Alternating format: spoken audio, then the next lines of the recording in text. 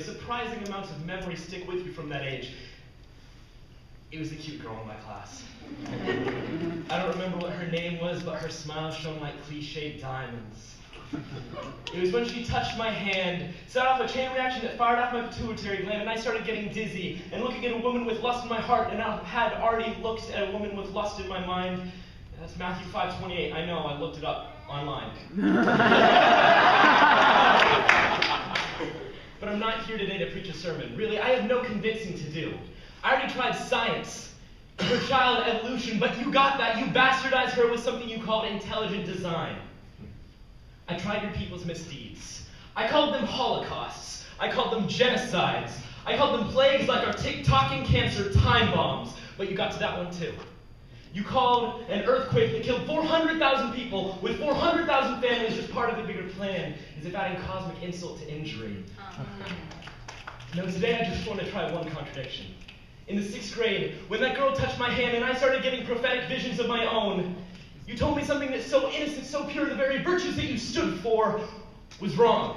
You told me that if I wanted to take this thing further, if I wanted to make this thing, a thing, I was going to have to stop scratching out raps and haikus into my wedding vows and start writing out prepubescent wedding vows. I was going to have to stop scratching out raps and haikus into my spiral notebook and start scrolling out prepubescent wedding vows. I got older, and I wanted you to be here with me. I wanted you to walk the path with me. But everything that I did was wrong. Every paycheck that I made was wrong. Every victory that I celebrated was wrong. I got older still, and I grew to love the boy I was supposed to grow to hate. How did this nice Jewish boy let himself get corrupted by his Christian, Muslim, atheist, Hindu, pagan, who gives a fuck friends? Blasphemy is my only option now. I don't live in a time of possibilities and guilt. I live in a realm of now. I live in a time of free will. I will drink the blood of Christ until I fall down in the streets. I will burn bushes until I leave etched stigmatas in my fingertips. I will listen to the devil's music until my ears bleed like virgin tears. Come on, man. I will love my neighbor. Good God, I will love my neighbor. Maybe someday I'll find you again underneath an old sofa cushion or in an old jacket pocket.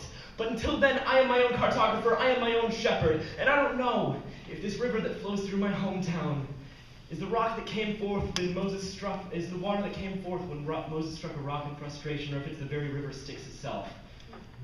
But I know that the view looks a hell of a lot nicer from this side. Thank you.